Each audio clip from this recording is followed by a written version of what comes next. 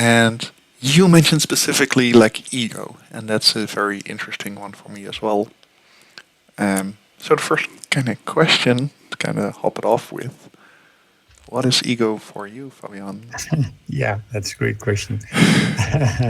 We should start probably by defining what's ego. Well, I actually yesterday I was having a conversation with somebody about ego, and he was like, ego can mean so different things. It's like so broad that actually we need to define, because it's so broad, the significance. Well, I would say that ego has a positive side. We should acknowledge that also, because it serves protective, or uh, yeah, it serves for our protection, survival purposes. Um, And what does it protect us for or from? Like, well, I've heard, or I have, the other day I was in ChatGPT asking exactly what, yeah, great what is question. ego? What is ego? Tell me, what are the psychiatrists and all these professionals think about ego? Or what's the definition? So it goes like, okay, it can protect you because it was developed during the our evolution process, of mankind, and it was protecting us from external dangers, like, mm, some animal, some beast, or whatever. A cliff. Hey, don't jump. It And started that way. and is it then because of the danger, the external danger, then the ego kind of appeared, or like how does why do we need an It's ego to protect us from jumping off of a cliff? Yeah, ego is like the instinct that tells you to preserve yourself, and it's aware of the dangers, of yeah, dangers and threats of the environment, Mm-hmm. potential dangers. That's the way it was evolved. I'm quoting, okay? It's not my explanation. I don't really know. Yeah. And what do you uh, think it is? Like, what's it yeah, regarding to you, and maybe even your own personal experience yeah. on that one? Well, I am working more on the container about the negative effects of ego, psychologically speaking. So ego can also prevent you from evolving or developing yourself. Can also prevent you from taking risks, for example. Can also prevent you from putting yourself in the mirror and see how you really are, and acknowledging, for example, different areas of your life that you should improve in order to have different results. But our ego, disguised in the form of pride, mostly, or sometimes, proud can like step in the middle of you and your future self, so to speak, and say like, no, you're okay, don't step into that, don't try anything different. It's somewhere else fault, or it's somewhere else responsibility. You don't have to worry about that. You're okay. You're fine. You're perfect. You know? Yeah. And is it then that um, is then that the ego is protecting you from the danger Yeah. could that we could experience? So don't even know that we would experience it, but what Yeah. we could experience. Yeah. That's so interesting, man. That's so interesting because I'm still figuring it out. But the other day I was listening to this to this. It's actually this doctor that performance like neurological procedures. but also studies ego in in different in different circumstances, in different environments. And he was like, "Hey, your ego is afraid of you transcending to higher levels of consciousness. Ego is afraid of you getting in close contact with your higher mind. Yeah, there's a term called supra consciousness or super consciousness. That it's Hmm. like our higher being. That higher self doesn't die. That does not die.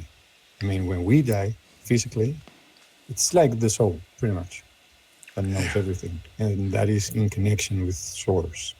And is then the ego, is that No, the soul, that's or is that the yeah, protection layer that's underneath? the soul. Yeah, Okay. right. Yeah. That's Okay. our soul or our higher being. So All right. ego is so afraid because in the moment we die physically, it disappears. Ego only serves for survival purposes, but physically, Yeah. Okay. Like not it's a spiritually. bodily version of us. So the ego is Ye- protecting our body. Yeah, pretty much. Yeah, Okay. pretty much. And like, how does one get like a big ego or an ego in general? Like, how's that created, or why is that created? That's so interesting. I don't exactly know, but I would say that it goes so much with um, expectations, old programming that we get inside our mind from society, from parents, from teachers, whatever. And because somehow we are taught that we should like always be Hmm. in a race with others, in a race with society, in a race with, I don't know, expectations from stuff. If we don't achieve something, then we're not enough. We're not doing well. You know, like Yeah, the that. separation theology, like Neil Donald Walsh talks about.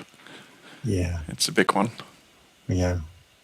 So that kind of expectation, external expectations, create a big ego inside of us because we Hmm. develop this competitive mindset towards everything. And is then the ego, according to you, is that created out of being competitive, or is it like created out of fear for it's not particularly like what I'm thinking about currently. Like, let's imagine that you are a child or a person, and that you're doing a certain thing or wanting to do a certain thing, and then Mm. you're being punished for doing the certain thing, and then you change your behavior based on that punishment or based on that negative influence, Mm-hmm. which creates a separation of the true self and the version that you're showing to the outside world, because you don't want to have that punishment anymore. Yeah, yeah. That's the tricky part because it can, it, from what I have discovered, I can develop a very strong ego in the negative sense when I'm competing against others, society, or whatever, because I want to be big, because I want to be recognized, because I want to achieve success. But also, I can develop a very strong ego when I don't evolve or don't want to grow because I want to protect myself from being exposed. Yeah. That it's very tricky. I mean, I'm no expert, but it's like, what the fuck is this? Yeah, that's the It's, thing, right? Like, everything, yeah, including this conversation, is just like free flowing. Let's kind of see what we have because we are our own Like one of the things, one of the added benefits that I kind of experienced in my Mm. content creation journey is me re-listening to my own content and to see like who this argument or this story was based on a fear that I kind of had from the past, um, which is like not in line what I actually wanted to say. But I noticed myself either holding back or interrupting someone or Mm. coming with a big ego or like, huh, just do this and this will be solved. Mm. Um, so it kind of creeps in, and I only see it after I consumed my own content. Wow. Yeah, it's a really big one. Because, like, most people are not even comfortable with re listening to their own audio Yeah. when they're like grown ups as well, but teenagers especially. But Mm. because they have so much judgment upon their own voice, Yeah. and then it's like, ooh, my ego is protecting me from actually Mm. not doing that. Yeah. Yeah. And because it's even embedded in my words, I notice, like the ego itself is not a separate entity that controls me, but it's part Of of me. course. It Yeah. is me. Yeah. Um, yeah, that's I find that a very interesting one. Like It's such a very big one. tricky. It's very tricky. Yeah. It's wow. But it's exciting on the same way if we are able to recognize. I I, I should say, or I want to say that obviously most of the people don't ever bother to think about this kind of stuff. Yeah, we're very That's privileged that we can do that. yeah. We're super privileged, and Yeah, that's part of a very interesting process of awakening for me. To be able to have this conversation, it's huge. It's huge. yeah, It shares so much. It creates so much value.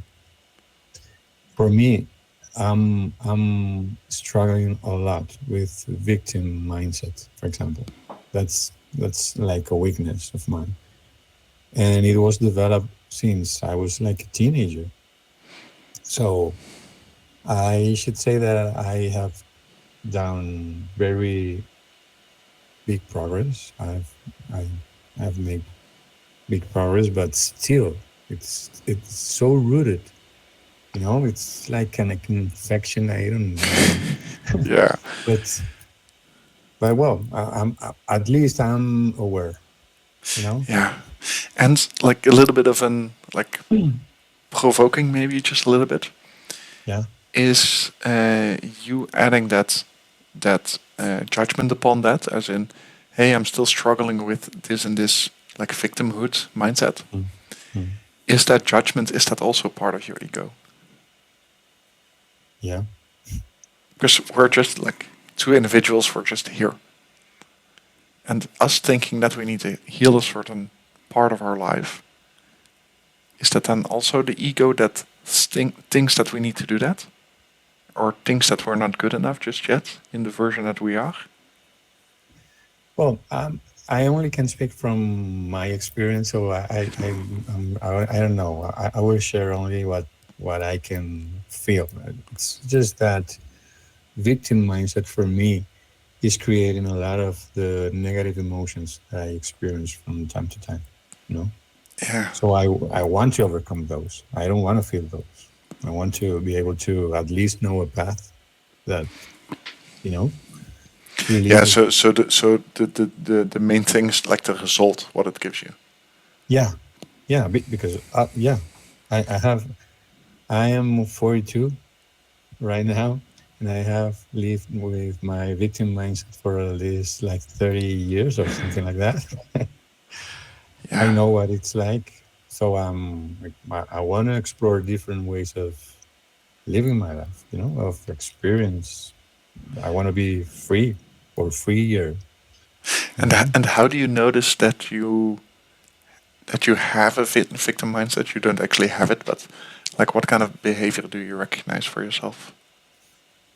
Well, the thing is that our patterns are always triggered by some circumstances. So, uh, in the past, there are some circumstances that were triggering negative emotions, you know, in inside the mindset, the victim mindset, for example.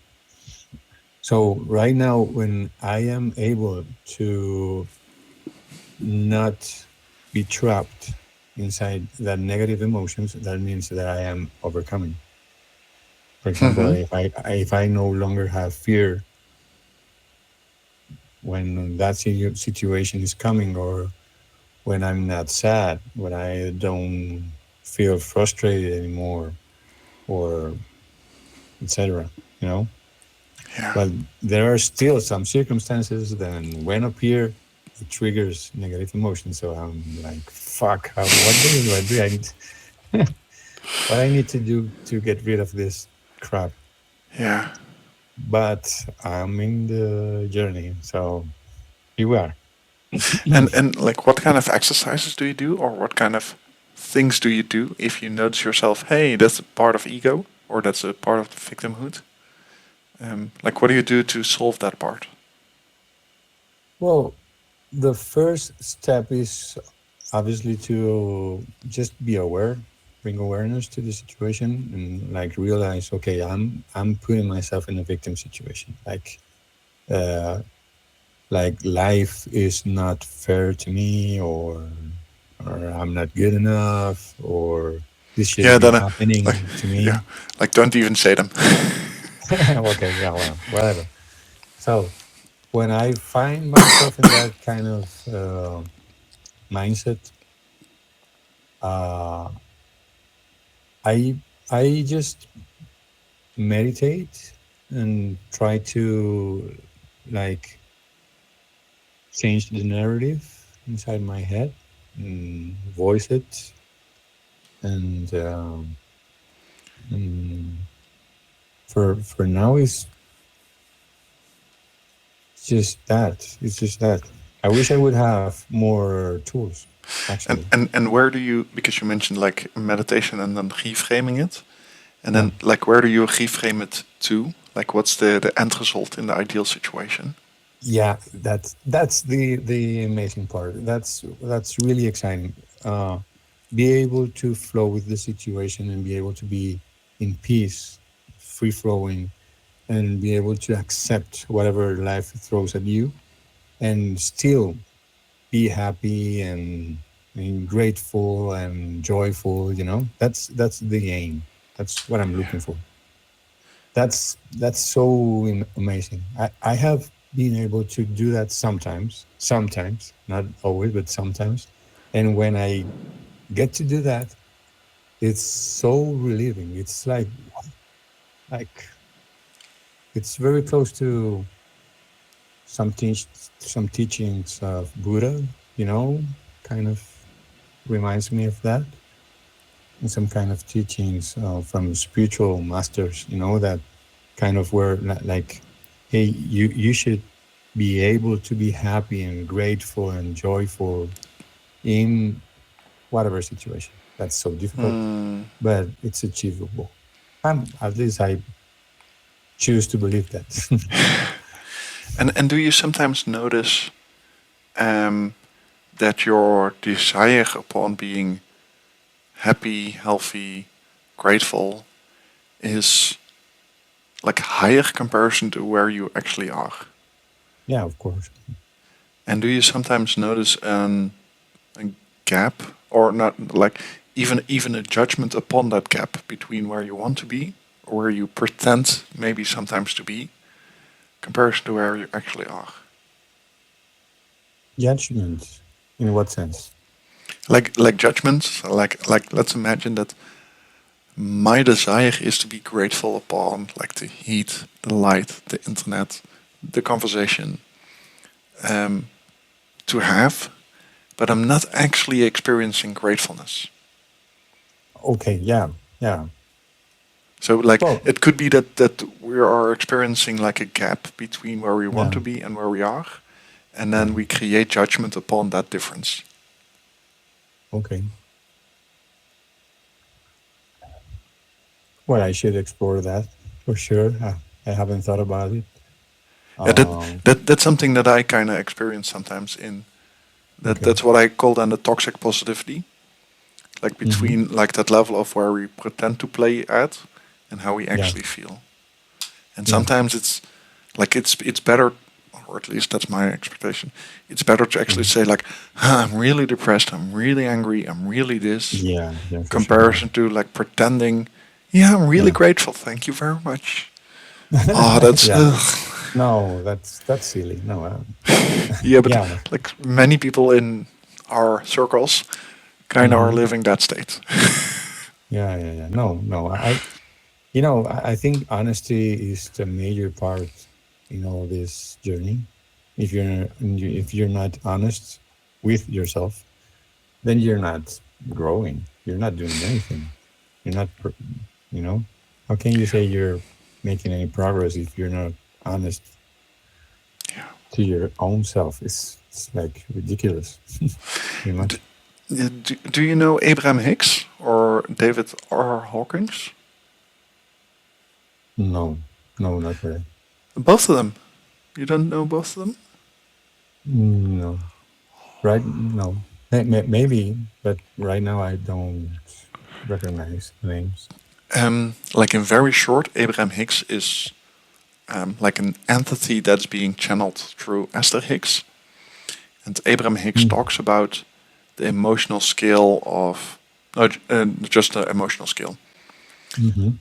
And it talks about like the feeling the energy inside of your body. If you're depressed, then you actually feel like you're down.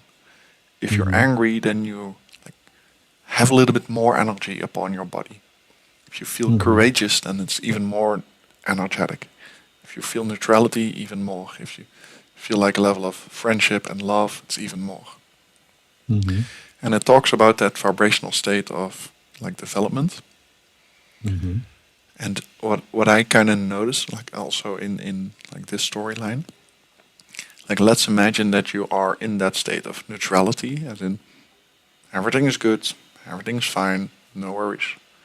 But you pretend or use words that kind of match that love state from all around us. So Mm-hmm. then there is a gap between those two layers, like vibrational layers, comparison to what Mm-hmm. we are and what we play at. Mm-hmm.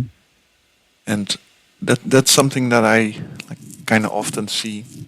And the bigger that gap is, the bigger that I call that then the positive the toxic positivity. Yeah. Mm-hmm. So that's my experience. Yeah. Yeah. Yeah. Yeah. Well, at least my approach to the gap, so to speak, is just like I need I need to learn something. I'm missing something, I need to grow in terms of wisdom. There is something that I'm missing. Yeah. I don't know what. So I should look for it. Research, meditate, read, speak to And somebody. I don't know. is that then the ego that thinks that you need to do that, or I don't think that I've fully understood it. Oh, no, I don't know if it's, but I'm going with my soul this time because honestly, this our soul is the only one that is truly interested in developing in the most honest way. Mm-hmm. For me, ego in this area of our life, spirituality and personal development, ego wants to stay as it is, Yeah. you know.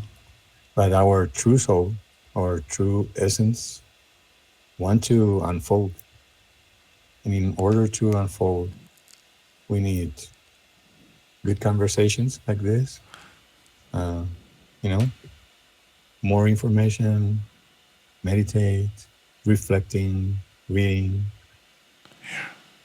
And what is for you? Because you mentioned the soul now a couple of times. Like, what's for you the difference or the similarity could be as well Yeah. between a soul and consciousness? Um, There's well, we have a neurological consciousness. That's a local consciousness Okay. Yeah. that will be attached to our bodies. So that's the consciousness that comes with the senses, our six senses, fifth senses. Um, but there's the higher consciousness. Well, there's also the subconsciousness, uh, and there is the higher consciousness, which is our soul. For me, at least. Okay? Mm-hmm. That's the definition that I use. It's the same that our higher being, or the higher self would be the same. Okay. Okay. So you have different levels of consciousness, and one of the consciousness levels is then the soul itself, like the Yeah, highest, purest one. Is yeah. then what you mentioned, the soul. The purest essence of the human being would be the soul, and above the soul would be the supreme consciousness, source. All right. Oh. Okay. That's my worldview so far. I'm still developing it, Yeah, of course. And we're just like but looking at the our own truth, like our own perspective upon yeah, yeah, reality. That's it. And that's totally fine. yeah, Um. yeah. So I would say that our soul is the one that drives us to grow, to evolve, to to know different realities, expand our consciousness, so forth. Hmm. And ego looks for profit in this 3D dimension. It looks for profit, like financial Yeah, profit, it's or yeah, in doesn't need any to be terms. financial. No, doesn't mean no. And He also, huh? is it then the search for dopamine, like for those rewards, or what is it doing it for? Well, that's interesting because depending on who you are and your level, I would go with that word, your level of consciousness, you could also achieve dopamine from growing, spiritual growing. You know, when you discover a new, let's call it truth, like a revelation, you can also experience a lot of excitement, you know, Yeah. because you're evolving, you're discovering new ways of doing new stuff, of growing yourself. And that can also bring a lot of joy. Yeah. Like what I noticed, because you kind of started off at the beginning as in like doing, like noticing, becoming aware about your own ego sometimes, Hmm. and then trying to reframe that during a meditation. Like what I actively do is like I go into that map of consciousness idea, and what it means for me is it's when I notice a certain part of my own ego that I don't want to hold on to, because parts of my own ego I do want to hold on to, because it is serving me more than it's detrimental. Hmm. So sometimes that's fine as well. Yeah. Um, but what I notice is that parts of my ego that doesn't serve me, I let go of those. So I actively like tune into my body somewhere, and I notice some resistance popping up, and then I consciously go into that part of my body, and then I like it's almost like you're breathing to some pain, or like letting go of some pain, Hmm. and like that's so I don't really do that consciously, as in intellectually, like reframing it into a different story, but I do that from an like physical perspective, Hmm. if that makes sense. Yeah. Yeah, sure. That's also, there is also an energetic um, side of it. when you imagine your body and start feeling where is the pain and releasing the pain. Yeah, Yeah, yeah, and great, that really helps massively for me. great. Um, I should try that too. yeah, it's really amazing. Like there was. Are you familiar with Satguru, perhaps? Oh, Satguru oh yeah, yeah, sure. is really amazing. Like Yeah. he has one meditation, and he I don't know if you know that one. Um, like breathing in and out. And while Mm-hmm. breathing in, it's I am not my body. I'm not even my mind. I am not my body. I'm not even my mind. Mm. So it kind of creates that separation from yourself, your consciousness, your focus upon, okay, what if you're not your mind? What if you're not your thoughts? What if you're not your worries? What if you're not your judgment upon yourself, as in, am I good enough? Do I like this? Do I deserve punishment? Because a lot of us feel like that we deserve punishment internally. Mm. Mm-hmm. And what if we don't? What if all of the shit that we've done in the past is it's okay? We don't Mm-hmm. need the level of punishment anymore. Not from another individual, but also for ourselves. Mm-hmm. Because quite often we punish ourselves so massively that we don't feel like that we deserve a certain part. Mm. And like living in that state of freedom is so massively freeing, and it's still not easy. Like culture is around you, and culture reminds you upon how they think Mm. that you should act, and that's a tricky one too. Like because it's not just a reframe and just like, oh, and just be grateful. Yeah. In my experience, Yeah. Yeah. so Yeah. Yeah. And that's great. That's great. That's a great tool. And yeah, tapping into meditation can help a lot. yeah, yeah, it's really massive. Mm.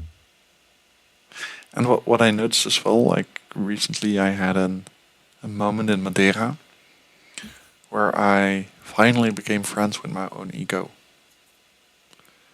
Like becoming grateful for that it was there, like from protecting me from actually like jumping over the building, basically. Um, yeah, and that's also a very nice state to be in comparison to like I need to get rid of my ego, because then like the judgment is upon that one. Like there's Mm. still that part of I need to like get rid of it, and then actually being yeah grateful and happy that it's actually there, and just like tune it into your advantage. Wow, that's profound. That's Yeah. deep. It and the funny thing is, yeah, I have that one recorded. That moment. Oh, and I was crying so badly, but Yeah. so intensely. And badly has such a great judgment upon that one. Mm. There was a friend of mine, and she loves to quote certain. Oh, I don't know what the name was from that individual. Um, and he talks about like let's imagine that we don't really have a good or a bad anymore, but we're like walking in between that line of like total acceptance, whatever judgment there is, Mm-hmm. and that's a very fun one to experience. And I do experience it more and more. That state. That's great. That's balance. No, Yeah. great. Um. Slowly looking at the time, is there something that you kind of want to end it off with? Do you feel like that you wanted to set something? No, not really. Not really. Just, just, well, just to, uh, I would really like to invite people to reflect on themselves in order to grow. Just just that, just to self observe and to yeah. And I think we need more of that in, in general. Our society. Yeah, people that look internally in comparison to externally. Yeah, But that's also a very tricky one because the yeah, ego is not looking at itself. yeah, And that's one that many of us don't really see just yet. yeah, yeah, yeah. That's right. The other day I was reading to this very interesting apocryphal text. It's like a gospel, but apocryphal, Mm-hmm. and it goes like the kingdom of God is inside of you, which is very different to the other translations that goes kingdom of God is amongst you or around you. So it was so mind blowing for me, and I keep reminding myself about that. It's so beautiful to self discover. And what was the exact quote? Do you remember the exact quote? Yeah, it's in the Gospel of Thomas, actually. The Gospel of Thomas. It's apocryphal. That's not in the Bible, and it goes exactly: the kingdom of God is inside of you. The kingdom of God is inside of you. Hmm. Yeah. It reminds me of the quote from David Hawkins, and he talks about the kingdom of heaven is inside of you. Yeah, the same time. It's the same. Yeah. Yeah. Yeah, and for me, like even the heaven part is kind of like an extra layer in a certain way Mm. because it creates that positive minded. Because some people have like a negative association with God, what Yeah. it means, Yeah. and judgment Yeah. and punishment, Old Testament and stuff like that. Yeah. Yeah. Yeah. Sure. Yeah. Well, yeah. It's Nice, just yeah, nice, very nice. great. Then let us slowly end it off with this one. Thank you very much, Fabian, and Okay. we will chat just a little bit afterwards.